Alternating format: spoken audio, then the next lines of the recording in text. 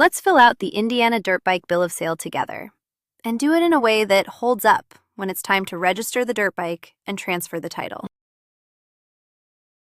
Start at the top with the date of sale, then the seller's details. In our example, that's Anna Baker, with her address, phone, and email.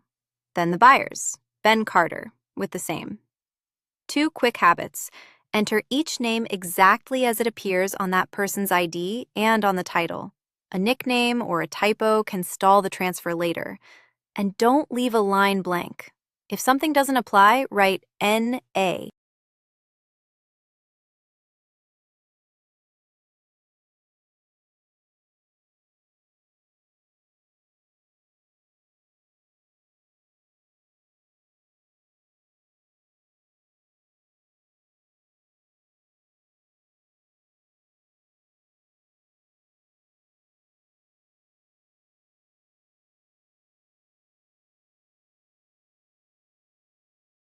Next, describe the dirt bike, the make and model, the year, and the color.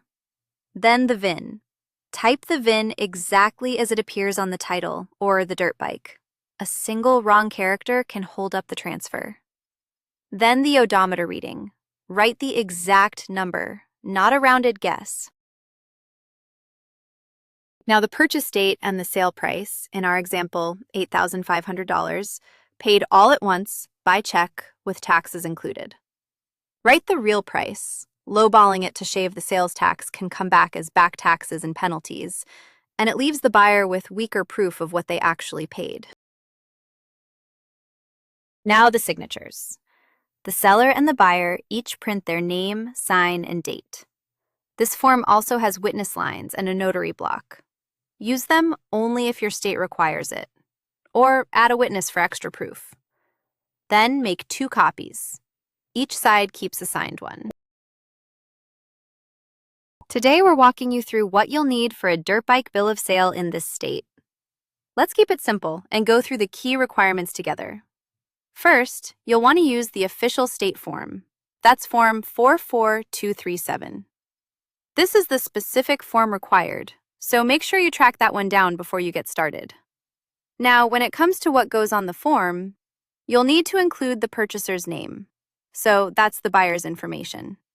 You'll also need the seller's address, so the person selling the bike will want to have that ready. For the vehicle itself, you'll need to include the vehicle identification number, or VIN. That's the unique number that identifies the specific dirt bike being sold. Here's something that might surprise you. Remember, this is general information, not legal or tax advice.